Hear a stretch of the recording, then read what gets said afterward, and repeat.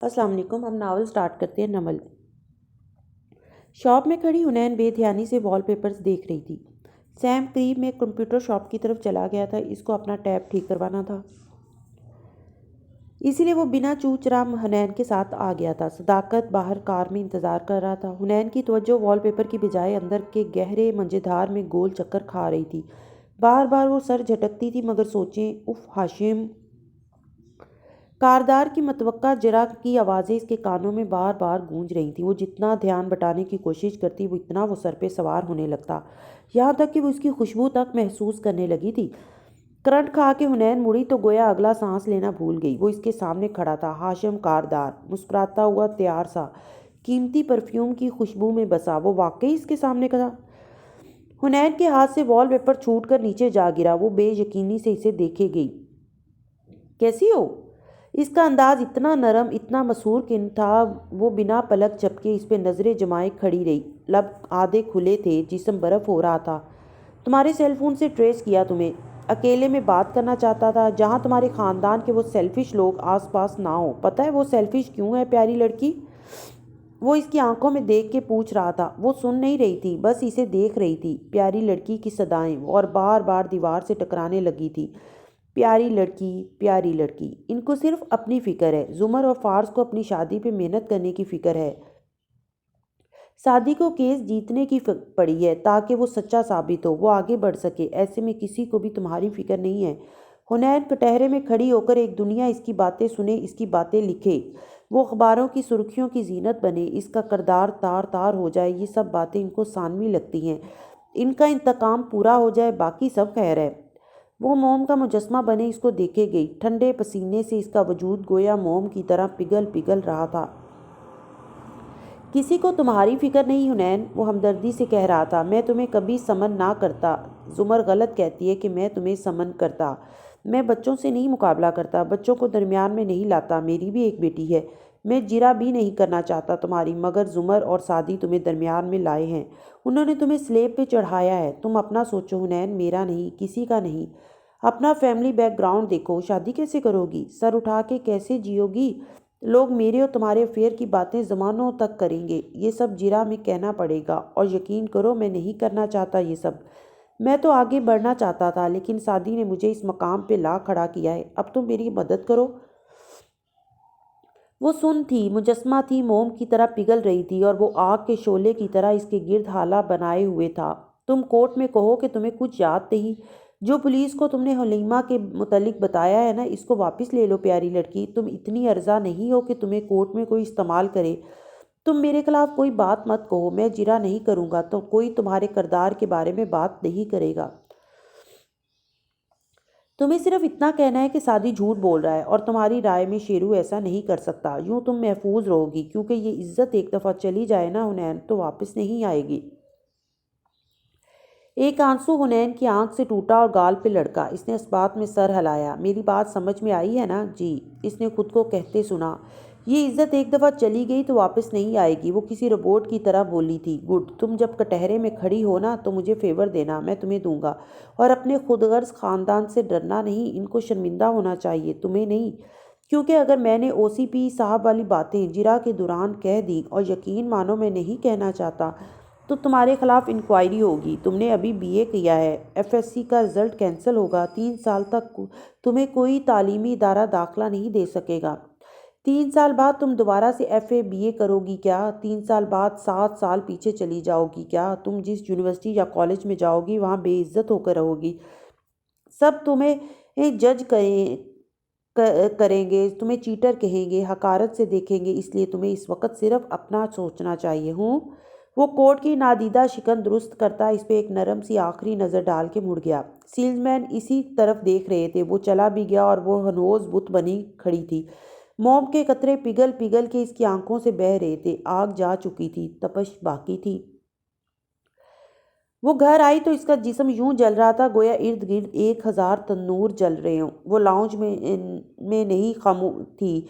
वो कमरे में खामोश बैठी थी। जुमर के सामने पल भर को रुकी। मैं गवाही दूंगी, लेकिन मैं बस वही कहूंगी जो मेरी मर्जी होगी। कोई मेरे मुंह में अल्फाज नहीं देगा। आप में से कोई मुझे नहीं बताएगा कि मुझे क्या करना है। मैं वही कहूंगी जो मेरे लिए ठीक होगा। درد سے پھٹی آواز میں کہہ کر وہ آگے بڑھی تو دیکھا سامنے سعدی کھڑا تھا اور اس کی آنکھوں میں دکھ تھا۔ میں نہیں چاہتا کہ تم گواہی دو حنا، میں نہیں چاہتا کہ وہ لوگ تمہیں یوں اذیت دیں۔ تو پھر آپ کو یہ سب ہمارے سارے خاندان کو کچہری میں گھسیٹنے سے پہلے سوچنا چاہیے تھا، شاکی انداز میں چٹک کر بولتی وہ دھپ دھپ سیڑھیاں چڑھتی گئی۔ پھر کمرے میں آ کر وہ جو منہ سر لپیٹ کے لیٹی تو کتنے ہی گھنٹے نہ اٹھی۔ مغرب کی اذانیں ہوئیں تو اٹھ کے نماز پڑھی اور پھر سے لیٹ گئی۔ جسم بخار میں دہک رہا تھا، آنکھوں سے آنسو ابل ابل کر گر رہے تھے۔ کب تک وہ یوں سزا کاٹتی رہے گی ان کچی عمر کی پکی غلطیوں کی؟ خدایا وہ کیا کرے۔ عشاء بھی یوں ہی پڑھی اور پھر سے لیٹ گئی۔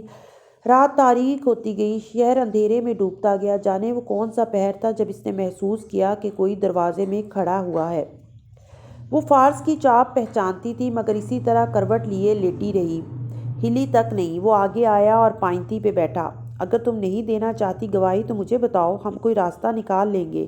پتہ ہے کیا ماموں، وہ اندھیر خلا میں تکتی ہوئی عجیب خالی پن سے بولی تھی، میں سمجھتی تھی کہ میں ذہین ہوں، کئی ممالک کے پاپ کلچر، ڈراموں اور کتابوں سے واقف ہوں تو عام لڑکیوں سے مختلف ہوں، برتر ہوں، مگر میں غلط تھی۔ گرم گرم آنسو ابل کے گالوں پہ لڑکتے تکیے میں جذب ہونے لگے۔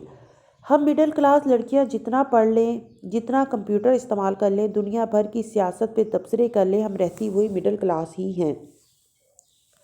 عام شکل و صورت کی بے بس لڑکیاں جن کو عزت کے نام پہ کوئی بھی بلیک میل کر سکتا ہے، جن کی عزت ایک دفعہ چلی جائے تو اسے کوئی واپس نہیں لا سکتا۔ ہم بہت بیچاری لڑکیاں ہیں فارس ماموں، ہم کچھ نہیں کر سکتی، ہم ٹوٹل فیلئر ہوتی ہیں۔ جب میں جیل میں گیا تھا تو میں نے بہت سی باتیں سیکھی تھی جن کا مجھے زندگی میں پہلے کبھی تجربہ نہیں ہوا تھا۔ وہ دھیرے سے بولا تھا، میں نے سیکھا تھا کہ اگر کوئی آپ کے عقائد پر حملہ کرے تو زبان سے جواب دو، اگر کوئی آپ کے جسم پہ حملہ کرے تو ہاتھ سے جواب دو، اگر کوئی آپ کے خلوص نیت پہ شک کرے تو اپنے اچھے عمل سے جواب دو، اگر کوئی آپ کی دیانتداری پہ انگلی اٹھائے تو دلائل سے جواب دو۔ لیکن وہ ٹھہرا۔ اندھیر کمرے میں اس کی آواز گونج گونج کر پلٹ پلٹ آتی تھی، لیکن اگر کوئی آپ کے کردار پہ، آپ کی عزت پہ حملہ کرے تو کوئی جواب نہ دو تو پھر کیا کرو؟ وہ چونک کے اسے دیکھنے لگی۔ وہ چند لمحے کچھ نہ بولا، پھر جب لب کھولے تو اس کی آواز بہت دھیمی اور سرد سی محسوس ہوئی تھی۔ Then you make them bleed, تو ان کو تڑپا تڑپا کے مار دو۔ وہ کب کمرے سے گیا اسے پتہ نہ چلا، بس وہ گم سم سی بیٹھی رہی۔ پھر بدک تمام وہ اٹھی اور باتھ روم جا کے وضو کیا۔ آنکھیں جل رہی تھی، جسم بخار میں پھنک رہا تھا۔ بامشکل دوپٹہ سر پہ لپیٹتی وہ کمرے میں آئی، جائے نماز بچھائی اور 2 رکعت نفل کی نیت باندھی۔ کیا ہم لڑکیاں ٹوٹل فیلئر ہیں اللہ تعالیٰ؟ سلام پھیر کے وہ 2 زانوں بیٹھی، دعا کے لیے ہاتھ اٹھائے گم سم سی پوچھ رہی تھی، کیا ہم لڑکیاں واقعی اتنی بے بس اور لاچار اور بیچاری ہوتی ہیں کہ کیا عزت کے نام پہ کوئی بھی ہمیں بلیک میل کر سکتا ہے؟ کیا ہماری غلطیوں کی کہانیوں کے مرد کرداروں کے ہاتھوں میں ہماری عزت ہوتی ہے یا آپ کے ہاتھ میں؟ کیا آپ کی مرضی کے بغیر کوئی بھی کسی کو بے عزت اور ذلیل اور رسوا کر سکتا ہے؟ مجھے بتائیے اللہ تعالیٰ، آپ کہتے ہیں نا کہ اگر اللہ تمہارے دلوں میں خیر معلوم کرے گا تو تمہیں اس سے بہتر دے گا جو تم سے لیا گیا ہے اور تمہیں بخش دے گا۔ سورہ انفال 70۔ تو اگر میرے اندر کوئی خیر ہے تو کیا میری عزت مجھے واپس مل سکتی ہے؟ کیا دنیا والوں کی نظر میں میرا پردہ رہ سکتا ہے کہ وہ تو واقف ہی نہیں ہے، اور میرے گھر والے جو واقف ہیں ان کی نظر میں پھر سے معتبر ہو سکتی ہوں میں؟ کیا سعدی کو جھوٹا کہنے کی بجائے کوئی اور راستہ ہے؟ وہ اب رو نہیں رہی تھی، وہ پوچھ رہی تھی، الجھ رہی تھی، تعجب کا شکار ہو رہی تھی۔ ہاں، اب وہ رو نہیں رہی تھی۔ سیڑھیوں سے نیچے آؤ تو فارس اپنے کمرے کا دروازہ کھول کے اندر داخل ہو رہا تھا۔ زمر جو بے مقصد ڈریسنگ ٹیبل کے سامنے بیٹھی تھی اس کو نظر انداز کیے برش اٹھا کے بالوں میں چلانے لگی۔ خفات نظریں آئینے پہ جمائے وہ لب بھینچے ہوئے تھی۔ وہ ذرا سا کنگھارا انداز بیچارے شوہر والا تھا۔ زمر برش کرتی رہی، وہ اس کے قریب آیا اور سنگھار میز کے کنارے بیٹھا۔ سوری، میں کچھ زیادہ ہی بول گیا۔ ایک انگلی سے گردن کھجاتے ہوئے وہ بولا تھا، کیا اس نے گھر سے نکال دیا جو آپ کو بلاخر اپنے گھر کی یاد آئی؟ وہ سلگتی نگاہیں اٹھا کے اسے گھورتے ہوئے بولی تھی، احمر سے ملنے گیا تھا، سعدی کی ڈاکٹر کا پوچھنا تھا کہ وہ ملی یا نہیں، اس کے پاس نہیں گیا تھا تو وہیں رہ جاتے، واپس آنے کی کیا ضرورت تھی؟ برش زور سے پٹکا تھا، اس کی وضاحت پہ بالکل یقین نہیں کیا۔ آ گیا ہوں تو کیا گھر سے نکالو گی؟ زمر نے جواباً محض سر جھٹکا، خوب غصہ آ رہا تھا اس پہ۔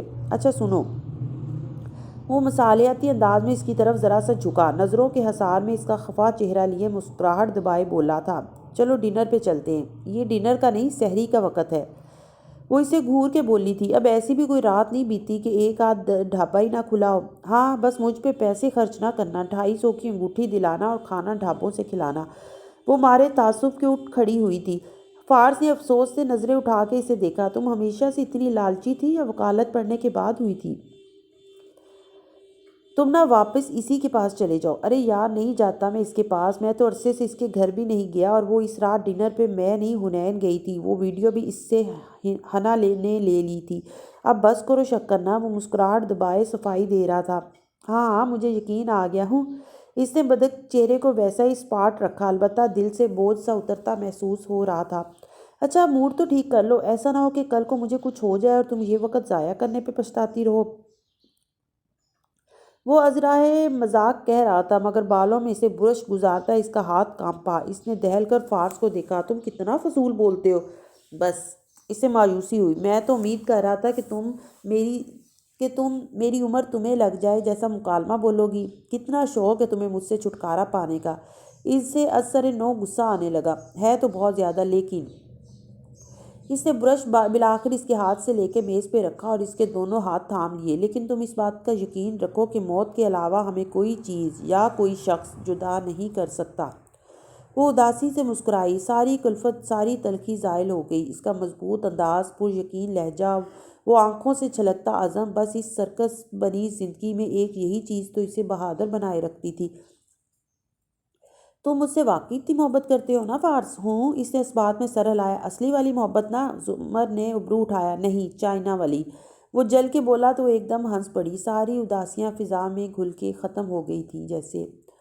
اس صبح ہاشم کاردار کے آفس میں ہوا بالکل ساکن تھی، ایک ڈراؤنی سی خاموشی چھائی تھی، اور ہاشم بالکل سانس روک کے بیٹھا سامنے میز پہ رکھے کاغذات کو دیکھ رہا تھا۔ وہ سی سی ٹی وی سے نکالے گئے سٹل امیج تھے اور رئیس ایک ایک کی تفصیل بتا رہا تھا۔ نہ صرف فارس غازی نے سری لنکا جانے کے لیے ہارون عبید کا طیارہ استعمال کیا، بلکہ مس آبدار ان کے ساتھ گئی تھی۔ یہ دیکھیے وہ تمام تصاویر جس اپارٹمنٹ سے نکلتا دکھائی دے رہا ہے وہ بھی آبدار عبید کے نام پہ ہے۔ ہاشم نے اس بات میں سر کو خم دیا، وہ اس جگہ کو پہچانتا تھا۔ گارڈ کمار کی موت سے پہلے آبدار صاحبہ سعدی سے ملنے گئی تھی، اور اس سے بھی پہلے وہ پاکستان میں فارس غازی سے ملتی رہی تھی، جس سے ہم نے اندازہ لگایا کہ وہ سرنج آبدار نے ہی سعدی کو دی تھی۔ میں سمجھ گیا، تھینک یو رئیس، تم جا سکتے ہو، ایک دم خشک سے انداز میں کہتا وہ کاغذ سمیٹنے لگا۔ رئیس چپ ہو گیا اور پھر سر کو خم دے کے باہر نکل گیا۔ اب وہ کمرے میں تنہا تھا، وہ تنہائی جان لیوا تھی، وحشت سی وحشت تھی، دکھ سا دکھ تھا۔ وہ بار بار ایک ایک تصویر کو دیکھتا تھا، کبھی بے یقینی سے، کبھی ملال سے، کبھی آنکھوں میں کرب سمٹ آتا، کبھی غصہ۔ اس کا سر درد کرنے لگا تھا، بلڈ پریشر بڑھتا ہوا محسوس ہو رہا تھا، ٹائی کی نوٹ ڈھیلی تھی اور سر دونوں ہاتھوں میں گرا دیا۔ بھائی، نوشیروان کی آواز پہ وہ چونکا اور چہرہ اٹھایا۔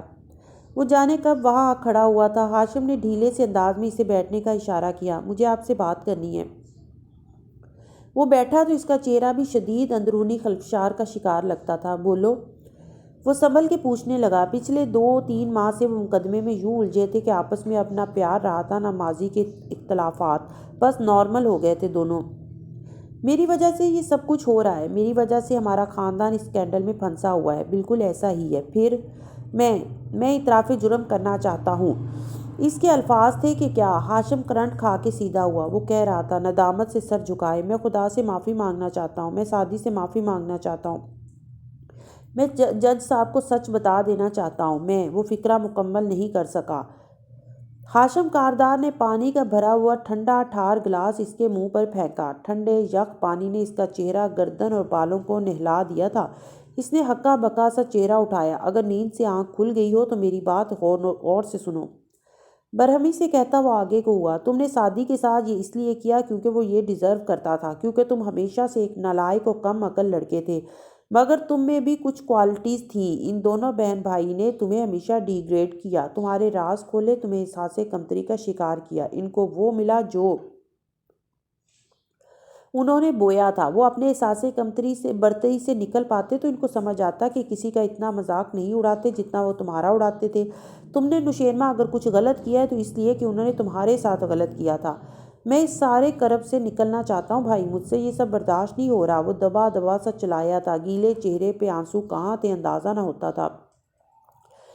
چپ کر کے میری بات سنو۔ ہاشم اٹھا، میز پہ ہتھیلیاں رکھے اس کی طرف جھکا اور اس کی آنکھوں میں دیکھ کے گرایا۔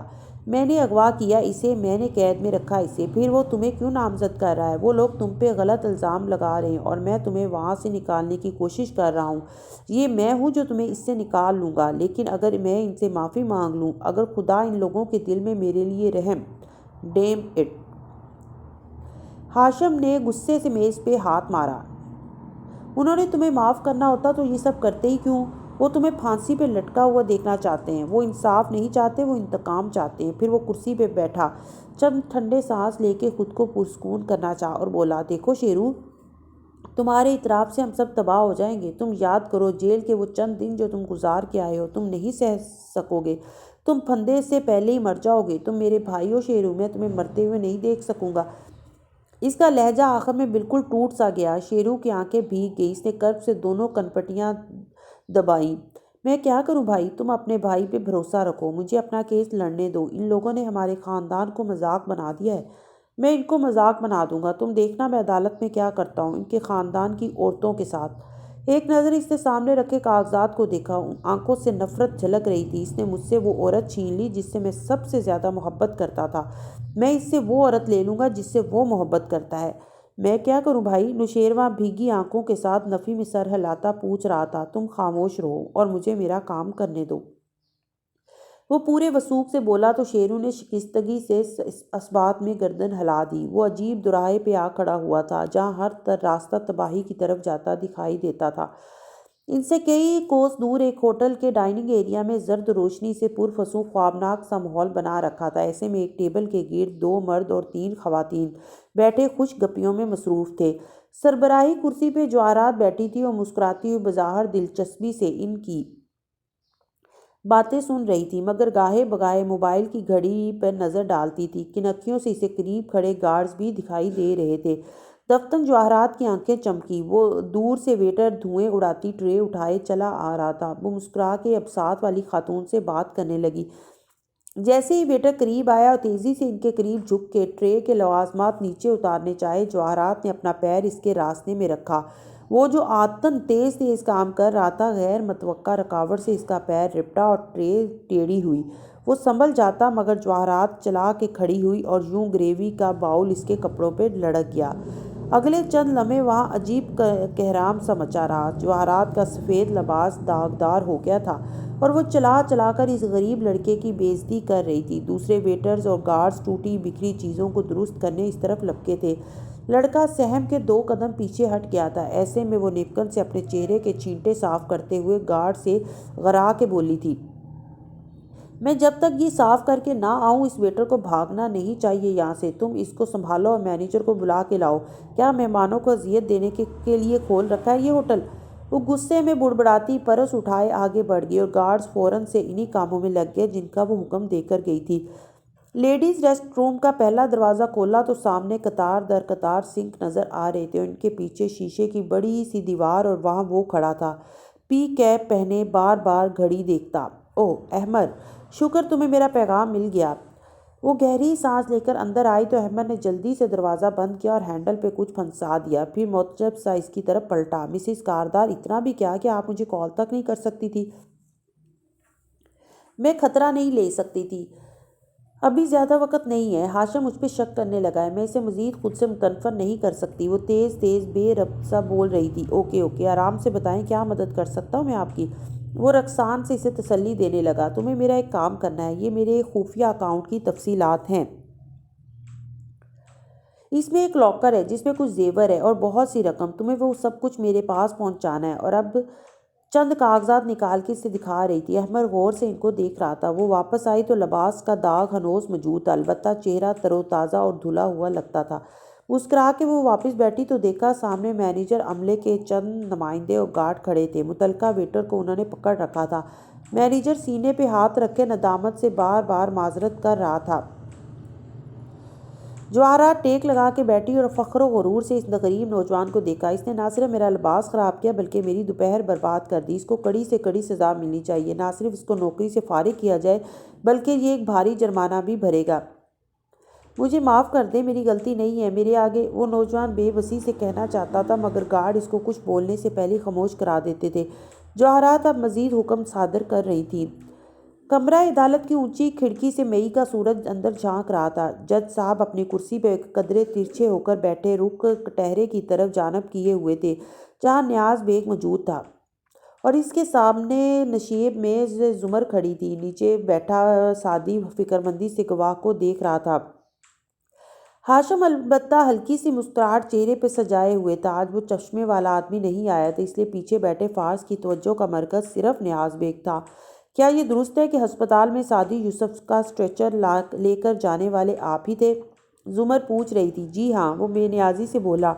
کیا یہ درست ہے کہ آپ نے سعدی یوسف کے اغوا کا الزام قبول کیا تھا؟ جی۔ آپ نے سعدی یوسف کو قتل کرنے کا ارادہ کرنے کا الزام بھی اپنے سر لیا تھا، لیکن استغاثہ ایک دفعہ پھر سے آپ سے حلف دلوا کر پوچھ رہا ہے کہ نیاز بیگ صاحب، زمر ٹھہر ٹھہر کے بول رہی تھی، کیا آپ اپنے بیان پہ قائم ہیں؟ عدالتی کمرے میں خاموشی چھا گئی، سناٹا اور سناٹا۔ نیاز بیگ نے ہاشم کو دیکھا، پھر پیچھے بیٹھے فارس کو۔ دونوں اسے مختلف قسم کی نظروں سے دیکھ رہے تھے۔ پھر وہ زمر کی طرف متوجہ ہوا۔ میں سچ بولوں گا، میں اپنے بیان پہ قائم ہوں، میں نے سعدی یوسف کو گولیاں ماری تھیں۔ واؤ! سعدی نے بڑبڑا کے سر جھٹکا تھا۔ ہاشم نے مسکرا کے زمر کو دیکھا جس کی یہاں سے پشت دکھائی دیتی تھی۔ وہ اس کے چہرے کے تاثرات نہیں دیکھ پا رہا تھا۔ آپ کو یقین ہے کہ آپ ہی سعدی کے ساتھ اس زیر تعمیر گھر میں اس رات تھے؟ جی، میں ہی تھا۔ ہاشم نے مڑ کے فارس کو دیکھا۔ وہ بالکل خاموش اور سپاٹ سا دکھائی دے رہا تھا۔ عدالت کو بتائیے کہ آپ کا سعدی یوسف سے کس بات پہ جھگڑا ہوا تھا؟ یہ لڑکا میرے سے کوکین خریدتا تھا، کافی دن سے پیسے پورے نہیں دیے اس نے۔ میں نے کہا بدلے میں اس کا ریسٹورنٹ قسطوں پہ خرید لوں گا۔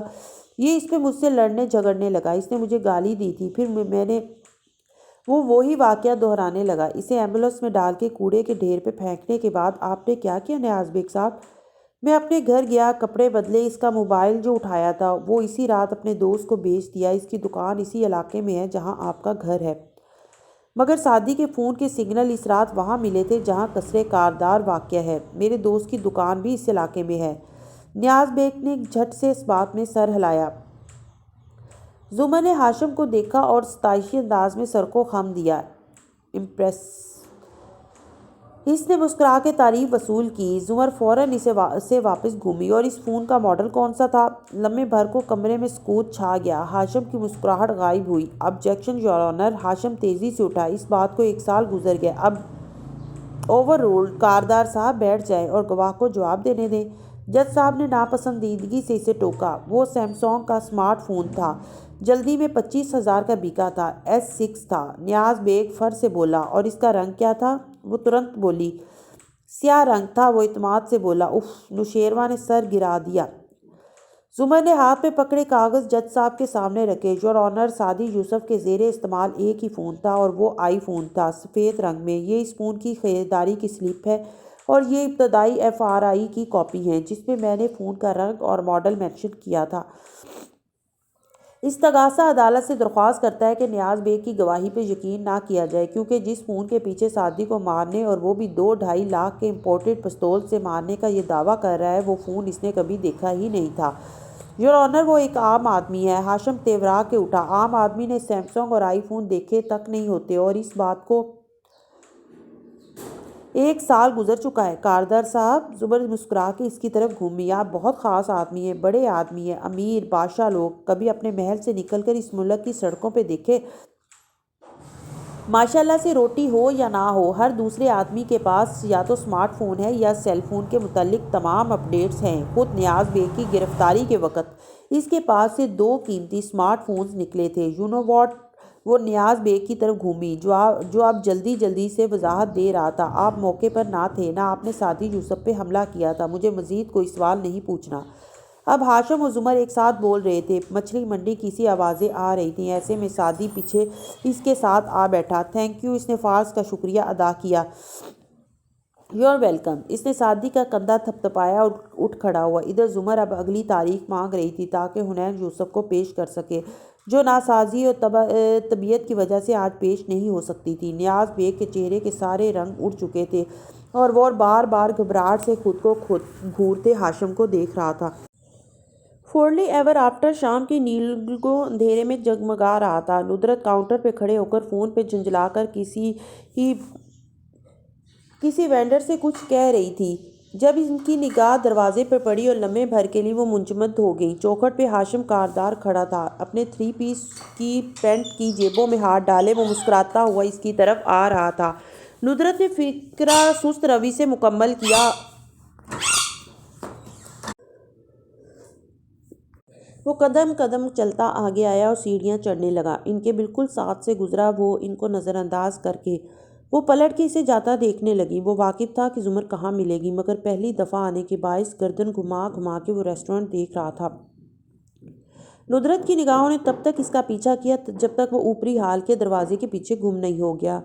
زمر اپنی مخصوص میز کرسی پہ موجود تھی۔ ٹیبل لیمپ جلا ہوا تھا، چھت پہ لگا فانوس بھی روشن تھا اور وہ کونیاں میز پہ جمائے کام کر رہی تھی۔ جب دروازہ کھلنے کی آہٹ پہ آنکھیں اٹھائیں ہاشم کو، وہ وہاں دیکھ کے لبوں پہ تلخ مسکراہٹ در آئی۔ وہ مسکراتا ہوا گڈ ایوننگ کہتا سامنے آیا، کرسی کھینچ کے بیٹھا۔ آئیے کاردار صاحب بیٹھیے، کیا خدمت کر سکتی ہوں میں آپ کی؟ بازار خوش دلی سے بولتی قلم بند کر کے پیچھے ہو کر بیٹھی۔ پہلے تو چائے منگوائیں، لیکن بغیر شوگر کے۔ زمر نے انٹرکام اٹھایا اور بولی جنید اوپر 2 کافی بھیجیں، اور پھر اس کی طرف متوجہ ہوئی۔ گھنگریالے بال اونچی پونی میں باندھے وہ کوٹ کے صبح والے سفید کپڑوں میں ملبوس تھی۔ کوٹ نہیں پہن رکھا تھا۔ باہم پھنسے ہاتھوں میں نیلے پتھر والی انگوٹھی دمک رہی تھی۔ اچھا ہے ریسٹورنٹ، وہ ستائشی انداز میں سر کو خم دے کر کہہ رہا تھا۔ انٹیریئر اچھا ہے، ٹریڈیشنل ہے، تھوڑا سا ماڈرن ٹچ بھی آ رہا ہے جو کہ نہیں آنا چاہیے، لیکن خیر ہے، وال کلر بدلنا چاہیے۔ ایک دفعہ کیس سے فارغ ہو جائیں پھر ری ماڈلنگ کریں گے اس کی۔ اوہ زمر، وہ افسوس سے گہری سانس لے کر بولا، آئی مس اولڈ ٹائمز۔ آواز میں ملال بھی تھا، اس میں نگاہیں جمائے وہ یاد کرتے ہوئے کہہ رہا تھا، آپ ڈی اے تھیں، سوری پروسیکیوٹر، میں آپ کے آفس میں آتا تھا، ہم ایک ساتھ چائے پیتے تھے، بہت سے کیسز کی ڈیل فائنل کرتے تھے، حکومت کا وقت اور پیسہ بچاتے تھے، اچھے دن تھے وہ۔ آپ کو کبھی افسوس ہوا ہاشم؟ وہ اس کی آنکھوں میں دیکھتے ہوئے بولی، جو آپ نے میرے ساتھ کیا اس پہ بہت زیادہ۔ اس نے اس بات میں سر ہلایا، ٹیک لگائے ٹانگ پہ ٹانگ چڑھا کے بیٹھا۔ وہ یاد کرتے ہوئے کہہ رہا تھا، مجھے زندگی میں سب سے زیادہ ملال اسی بات کا ہے، میں نے آپ سے وہ خوشی لے لی جو مجھے سونیا کو پانے سے ملی تھی۔ آئی ایم سوری زمر، بہت شکریہ۔ خیر یہ اچانک آپ کیوں ادھر آئے؟ وہ گہری سانس لے کر بولی، میں کافی بور ہو چکا ہوں اس ٹرائل سے۔ اس نے ٹھوڑی پہ ناخن رگڑتے ہوئے سوچنے والا انداز اپنایا، یا شاید چیزیں آپ کے خلاف جانے لگی ہیں۔ ڈیل کر لیتے ہیں زمر، اس کیس کو ختم کر دیتے ہیں، چلے صلح کرتے ہیں، مجھے سوچنے دیں۔ زمر نے کنپٹی پکڑ کے سر جھکا کے آنکھیں بند کی، پھر 2 سیکنڈ بعد ہاتھ نیچے گرایا اور آنکھیں کھول کے اسے دیکھا۔ میں نے بہت سوچا، مگر نہیں، میں اس کیس کو جیتنے میں انٹرسٹڈ ہوں، میں جیت دینے کو تیار ہوں۔ خون بہا، جتنی آپ دے سکتے ہیں اس سے دگنی رقم میں آپ کو دیتی ہوں، بدلے میں نوشیروہ کو ہمارے حوالے کر دیں۔ صرف شیرو کیوں، میں کیوں نہیں؟ اس کا جواب میں فیصلہ آنے کے بعد دوں گی۔ اور کچھ کہنا ہے آپ نے؟ زمر میں ہار نہیں رہا، وہ سمجھانے والے انداز میں آگے کو ہوا اور ہمدردی سے اسے دیکھا۔ میں جیت جاؤں گا، آپ کے پاس ایک بھی کریڈیبل گواہ نہیں ہے، لیکن فیصلہ آنے تک آپ لوگ بہت کچھ کھو چکے ہوں گے، چاہے وہ عزت ہو، نیک نامی ہو، جان ہو، اور میں نہیں چاہتا کہ آپ کا مزید نقصان ہو۔ اگر آپ کا دل اتنا ہی افسردہ رہتا ہے ہمارے مستقبل کا سوچ سوچ کے، تو آپ ہمارا نقصان کرنے کا سوچتے ہی کیوں ہیں؟ یا شاید وہ باتیں کہہ کر آپ خود کو تسکین دیتے ہیں کہ میں کتنا اچھا ہوں، بس یہ لوگ مجھے برا کرنے پہ مجبور کر رہے ہیں۔ وہ ہلکا سا ہنس دیا، آپ نہیں مانیں گی، آپ کو میرا جواب معلوم ہے، اور آپ اس ڈیل کے لیے یہاں آئے بھی نہیں، کیوں نہ اب آپ وہ بات کریں جس کے لیے آپ یہاں آئے ہیں؟ ہاشم مسکرا کے چند لمحے اسے دیکھتا رہا۔ میں نے آپ کو ہمیشہ بہت ایڈمائر کیا ہے، گو کہ آپ کے پیچھے آپ کو گھمنڈی اور مغرور کہتا رہا ہوں، مگر آپ کے ساتھ کام کر کے اچھا لگتا ہے مجھے۔ میں یہاں صرف اس لیے آیا ہوں کہ میں ان اچھے پرانے دنوں کو کبھی کبھی مس کرتا ہوں۔ میں چاہتا تھا کہ ایک آخری بار ان دنوں کی یاد تازہ کروں، شاید پھر دوبارہ آپ کے ساتھ اس طرح بیٹھنے کا موقع نہ ملے۔ کیا آپ مجھے قتل کرنے جا رہے ہیں؟ میں کچھ نہیں کرنا چاہتا زمر، آپ مجھے مجبور کریں یہ الگ بات ہے۔ آپ کی کافی نہیں آئی؟ वो उठते हुए कोट का बटन बंद करते हुए बोला था। चेहरा पुरस्कून था और आंखों में मुस्कुराहट थी। जब मैं जुनैद को 2 कॉफ़ी लाने का कहती हूँ तो इसका मतलब होता है कि ठीक 10 मिनट बाद दरवाजे पे आकर कहे कि मेरे चंद अहम मेहमान आए हैं, ताकि मैं जल्दी जान छुड़ा सकूं। तभी दरवाज़ा खुला और जुनैद ने अंदर झांका। मैम, आपके मेहमान आए हैं। जुमर ने मुस्कुराकर अबरू उचका के हाशिम को देखा। वो धीरे से हंस दिया, फिर मेज़ पे दोनों हाथ रखे झुका और उसकी आंखों में देखा। मैं आपको मिस करूंगा। इसकी आवाज़ में कुछ ऐसी ठंडक सी थी कि इसकी रीढ़ की हड्डी में सर्द लहर सी दौड़ गई, मगर बज़ाहिर मुस्कुराती रही। और कुछ। हाशिम ने कोट की अंदरूनी जेब से एक फूला हुआ लिफाफा निकाला और उसके सामने रखा। कुछ दिन से मैं अपनी माँ की गई तमाम फिनंशियल का ट्रांजैक्शन का हिसाब किताब कर रहा था। तो फार्स की दूसरी गिरफ्तारी के वक्त जब आप इसका केस लड़ रही थी, मुझे चंद बेज़ाब्तगियाँ मिली। मालूम करवाने पे इल्म हुआ कि खैर, जो इल्म हुआ वो आपके डॉक्टर ने इस कागज़ पे लिख दिया है। मैं इस सब से नावाकिफ़ था, फिर भी माजरत करता हूँ और सिर्फ ये चाहता हूँ कि जुदा होने से पहले आप अपने बारे में सारी हकीकत जानती हो। लफाफा रख के वो इसे चौंकता छोड़ के मुड़ गया। वो दरवाजे तक पहुंच के वो मुड़ा। खलूस से मशवरा दिया कि इन दीवारों पे कौन सा कलर होना चाहिए और बाहर निकल गया। जुमर तेजी से लिफाफा चाक कर रही थी। इसके अबरू कट्टे हुए और लब भींचे हुए थे। नुदरत अभी तक काउंटर के करीब खड़ी थी, बस चुप सी। वो इनके करीब से गुजरने लगा तो रुका। आपको चाहिए कि अपनी बेटी को अदालत की भेंट ना चढ़ाएं। इसकी इज्जत एक दफ़ा चली गई ना तो वापस नहीं आएगी। नरमी से इनको देखकर धीरे से बोला था। नुदरत की आंखें इसी तरह इस पे जमी रहीं। अक्सर रात को तस्बीह पढ़ते पढ़ते सोचती हूँ तुम्हारा अंजाम कैसा होगा हाशिम। फिर मैं कोशिश करती हूँ कि इस अंजाम की निस्बत से तुम्हारे लिए बद्दुआ करूँ, मगर नहीं कर पाती। तुम्हारी सबसे बड़ी सज़ा पता है क्या होनी चाहिए? तुम्हें हदायत मिल जाए और फिर तुम सारी ज़िंदगी अपने गुनाहों को याद करके पछताते रहो। Thank you, what ever. वो सर झटक के आगे बढ़ गया। रेस्टोरेंट के मेहमान मुड़ मुड़ के इसको देख रहे थे, सताइश से, मरूबियत से, तहय्युर से। सबकी नज़रें मुख्तलिफ थीं, मगर फिर सबकी नज़रें एक सी होती तो ये दुनिया तो जन्नत होती ना। सड़क रात के अंधेरे के बाइस तारीख भी थी, मगर जा बजा लगे स्ट्रीट पोल्स के तेज़ रोशनी के बाइस रोशन भी थी। वो सामने देखता तवज्जो से ड्राइव कर रहा था जब मोबाइल स्क्रीन चमकी। फार्स ने मसरूफ़ अंदाज में इसे उठाया, मगर अगले ही लम्हे तेज़ी से ब्रेक पे पाँव रखा। आबी ने लिखा था, हाशिम ने मुझे ये तस्वीर भेजी है। साथ लिखा है, he can not protect his women. मैं क्या करूं? और नीचे तस्वीर में वो दोनों, फार्स और आबी, एयरपोर्ट से निकलते दिखाई दे रहे थे। फार्स ने आंखें बंद की। मैंने इस लड़की को कितना नुकसान पहुंचाया, उफ। फिर वो जल्दी जल्दी लिखने लगा, कहाँ हैं आप? मैं आ रहा हूँ।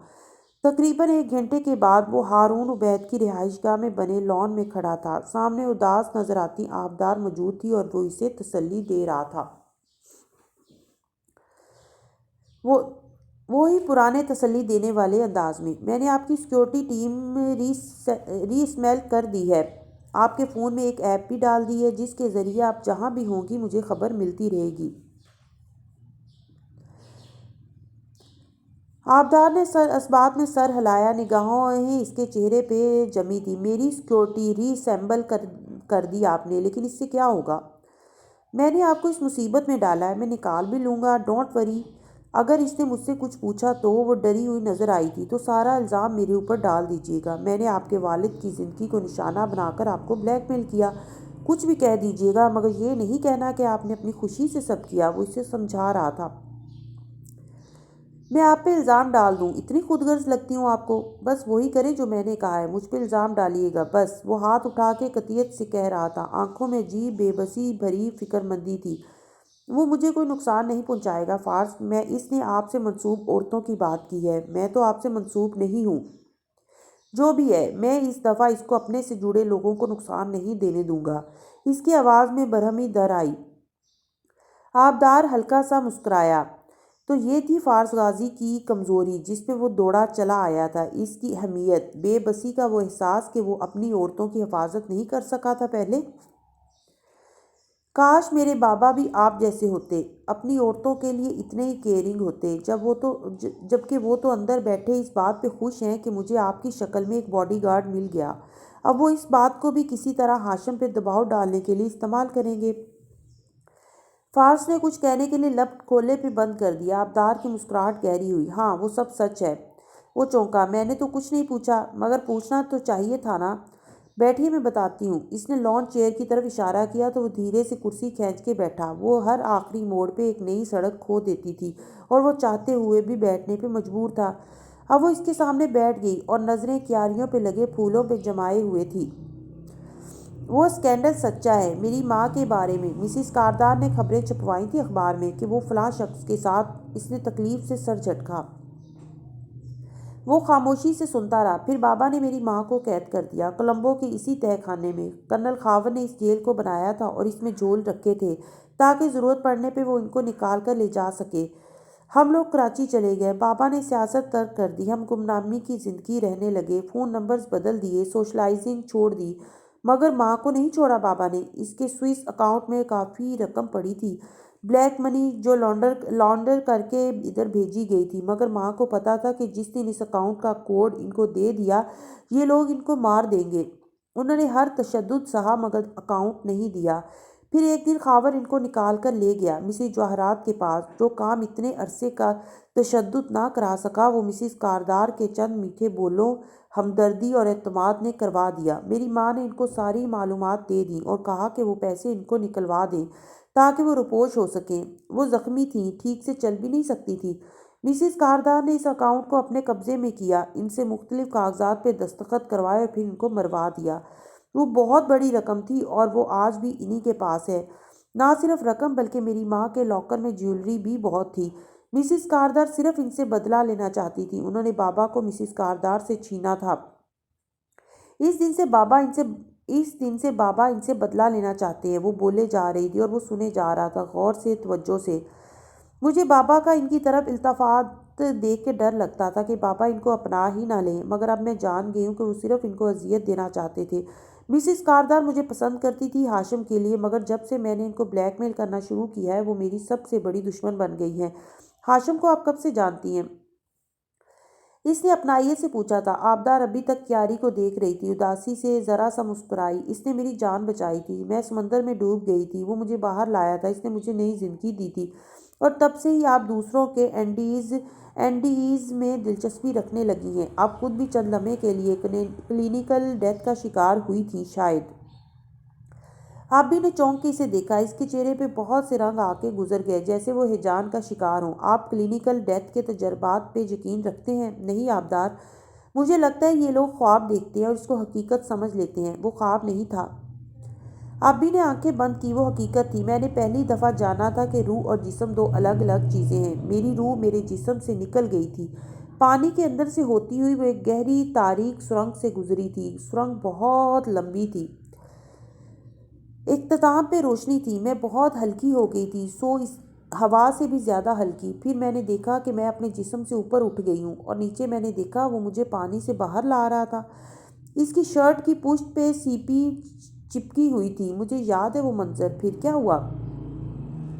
پھر ایک آڑ تھی، سفید لکیر، مگر وہ لکیر نہیں تھی، وہ کچھ اور تھا۔ اس کے پار میری ماں کھڑی تھی اور ایک کزن جو کچھ عرصہ پہلے فوت ہوا تھا۔ وہ مجھے واپس مڑنے کو کہہ رہے تھے، شاید وہیں میں نے اسے دیکھا تھا۔ وہ ایک روشنی سے بنا وجود تھا، انسان نہیں، بس ایک وجود تھا، a being of light، سراپا نور۔ اس سے پھوٹتے رنگ بدل رہے تھے، سرخ ہو رہے تھے، جیسے وہ غصے میں ہو۔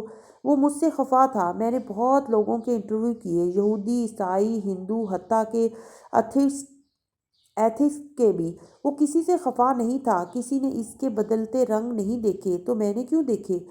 سب کو اس نے علم حاصل کرنے کا اور لوگوں سے محبت کرنے کا پیغام دیا۔ میرے اوپر اس نے غصہ کیا، کچھ کہا نہیں، بس غصہ، طیش، غضب، یہی محسوس ہوا مجھے۔ کیوں؟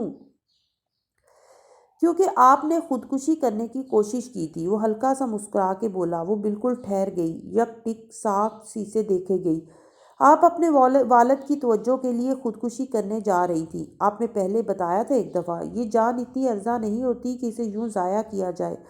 کبھی کسی خودکشی کر کے واپس آنے والے مریض کا انٹرویو کیا آپ نے؟ آبی نے نفی میں سر ہلایا۔ جو اپنی جان کو بے مقصد ہلاکت میں ڈال دیتے ہیں یا دوسروں کی جانوں کے ساتھ کھیلتے ہیں وہ توبہ کیے بغیر مر جائیں تو قابل معافی نہیں ہوتے، اس لیے شاید اس نے آپ پہ غصہ کیا ہو۔